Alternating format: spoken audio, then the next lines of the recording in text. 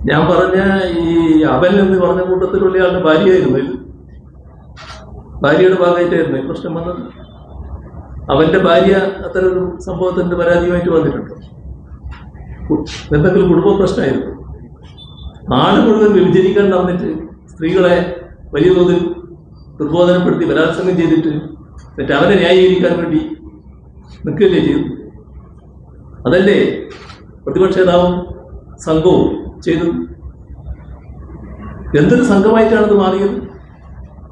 നിങ്ങളൊക്കെ സാംസ്കാരിക കേരളത്തിന് അത്ഭുതനല്ലേ? അതിന്റെ ഭാഗമായിട്ടല്ലേ ഈ ചോദ്യം വന്നത്? എന്താ ഞാൻ പറഞ്ഞു തീരട്ടെ? നിങ്ങൾ ചോദിച്ചതിന് ഞാൻ പറയാം. നിങ്ങളെ ചോദ്യത്തിന് ഞാൻ മറുപടി പറയും. അതിന് നിങ്ങൾ ക്ഷമിക്കും.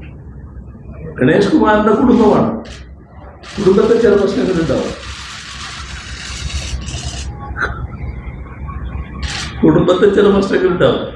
ആ പ്രശ്നത്തിന്റെ ഭാഗമായി കാര്യങ്ങൾ എടുത്തിയാൽ ചെയ്യേണ്ടതല്ല. അവര് അവരുടേതായ രീതിയിൽ ആ പ്രശ്നം പരിഹരിച്ചിരിക്കുന്നു. പിന്നെ ഇതിനെ ഞങ്ങളുടെ ഇടപെടേണ്ട കാര്യം വന്നിട്ടില്ല. അതാണ് കാര്യം.